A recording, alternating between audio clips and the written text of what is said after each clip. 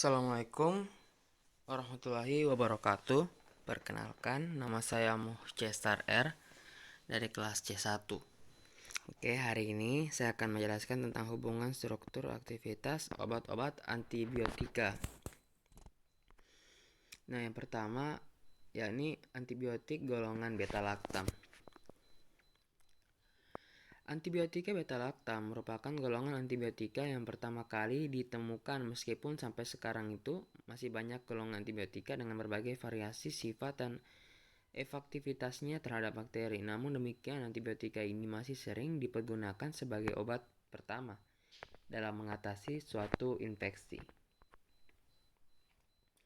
Nah, untuk turunan penisilin dari golongan antibiotika beta-laktam. Penisilin merupakan kelompok antibiotika beta-laktam yang telah lama dikenal. Pada tahun 1928 di London, Alexander Fleming menemukan antibiotika pertama, yaitu penisilin, dan penggunaannya untuk pertama kali oleh Florey, Chain, dan Abraham untuk menolong pasien dengan infeksi staphylococcus dan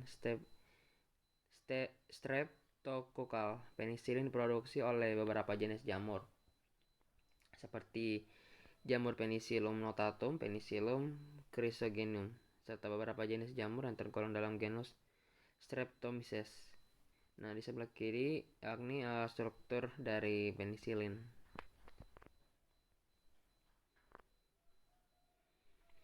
Klasifikasi penisilin berdasarkan aktivitas antimikrobanya.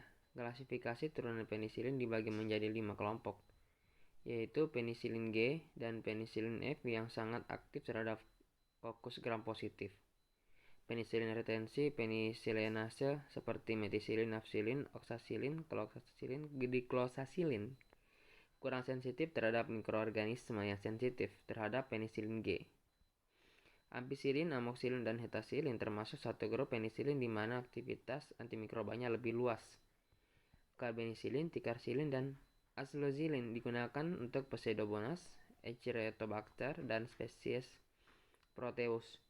Grup penisilin baru yakni meslozin dan piperacillin berguna untuk Klebsiella dan mikroorganisme gram negatif tertentu. Penggolongan penisilin yang pertama, penisilin biosintetik dan penisilin semi-sintetik.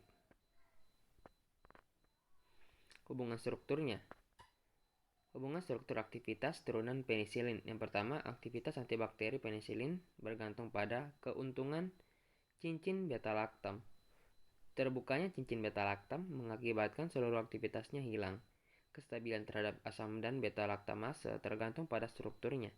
Penisilin yang tahan asam karena ada gugus penarik elektro, gugus fenoksi, yang terikat pada rantai samping amino. Hubungan struktur aktivitas penisilin yang kelima, yakni penisilin yang tahan terhadap beta-laktamase karena gugus meruah atau bulky pada rantai samping amino. Misalnya cincin aromatik yang pada kedudukan orto mengandung gugus halogen atau metoksi. Yang keenam, untuk penisilin dengan spektrum luas, ampicillin, amoxicillin, carbenisilin, tikarsilin, acylozilin, meslozilin, dan piperacillin itu penembusan obatnya melalui pori saluran protein membran terluar bakteri gram negatif menjadi luas karena ada gugus hidrofil.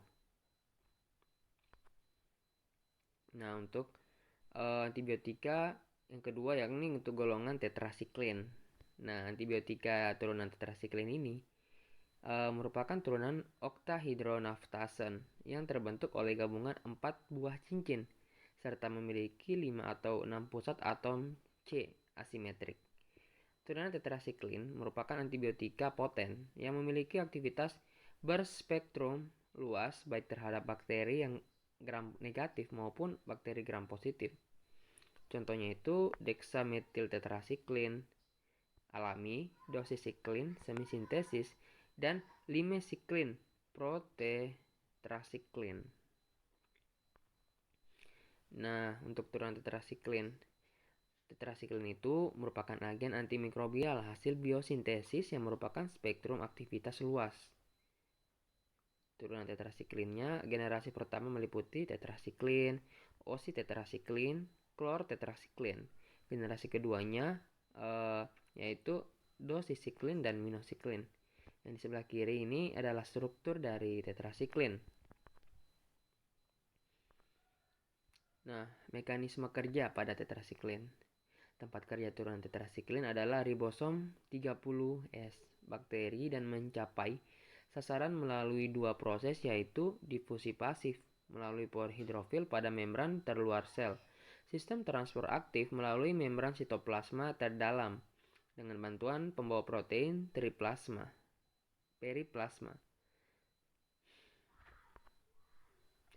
Hubungan struktur aktivitasnya. Hubungan struktur aktivitas turunan tetrasiklin yang pertama itu gugus farmakofor dengan aktivitas biologis penuh adalah senyawa semi-sintetik sansiklin karena mengandung struktur yang dibutuhkan untuk pembentukan kelat dan mempunyai peran penting pada transfer turunan tetrasiklin ke dalam sel bakteri dan penghambatan biosintesa protein di dalam sel. Yang kedua itu struktur yang penting dalam aktivitas antibakteri turunan tetrasiklin yaitu